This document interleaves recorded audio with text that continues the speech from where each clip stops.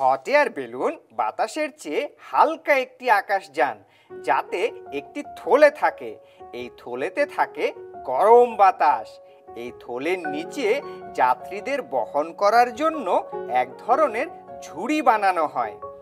এখানে প্রোপেন পুড়িয়ে শিখা জ্বালানোর মাধ্যমে ক্রমাগত গরম বাতাস দেওয়া হয়। থলের ভেতরের এই গরম বাতাস একে ভেসে থাকতে সাহায্য করে, কারণ এর ঘনত্ব বাইরের ঠান্ডা বাতাসের ঘনত্ব থেকে কম।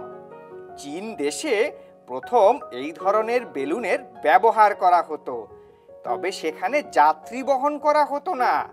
এ ধরনের বেলুনকে বলা হতো চাইনিজ লণ্ঠন। ও, চাইনিজ লণ্ঠন।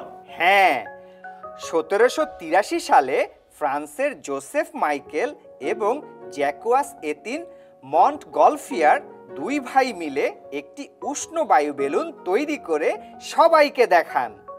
অবশ্য মানুষ ছাড়াই 10 মিনিট উড়েছিল সেই বেলুনটি।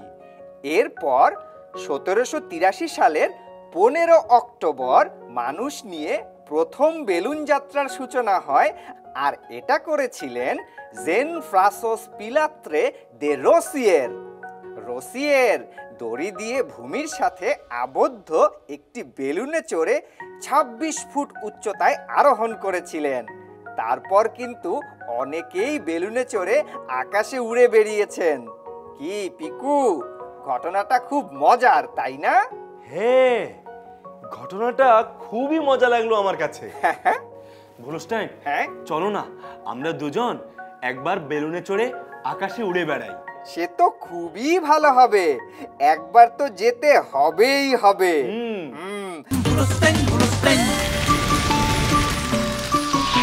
দুরন্ত।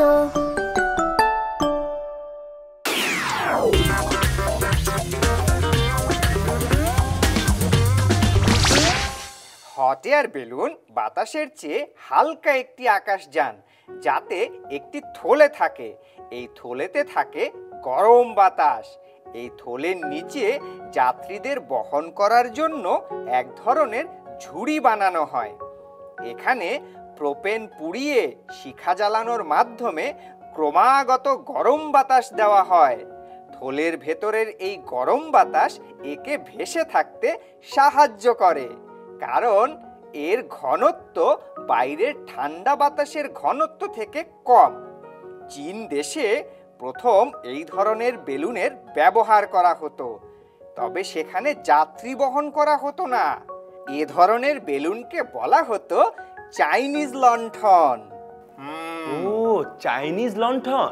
হ্যাঁ, 1783 সালে ফ্রান্সের জোসেফ মাইকেল এবং জ্যাকুয়াস এতিন মন্টগলফিয়ার দুই ভাই মিলে একটি উষ্ণ বায়ু বেলুন তৈরি করে সবাইকে দেখান।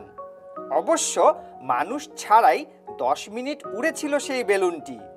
এরপর 1783 সালের 15 অক্টোবর মানুষ নিয়ে প্রথম বেলুন যাত্রার সূচনা হয়, আর এটা করেছিলেন জেন-ফ্রাঁসোস পিলাত্রে দে রোসিয়ের। রোসিয়ের দড়ি দিয়ে ভূমির সাথে আবদ্ধ একটি বেলুনে চড়ে 26 ফুট উচ্চতায় আরোহণ করেছিলেন। তারপর কিন্তু অনেকেই বেলুনে চড়ে আকাশে উড়ে বেরিয়েছেন। কি পিকু, ঘটনাটা খুব মজার, তাই না? হ্যাঁ, ঘটনাটা খুবই মজা লাগলো আমার কাছে। ভুলস্টাইন, হ্যাঁ, চলো না আমরা দুজন একবার বেলুনে চড়ে আকাশে উড়ে বেড়াই। সে তো খুবই ভালো হবে। একবার তো যেতে হবেই হবে।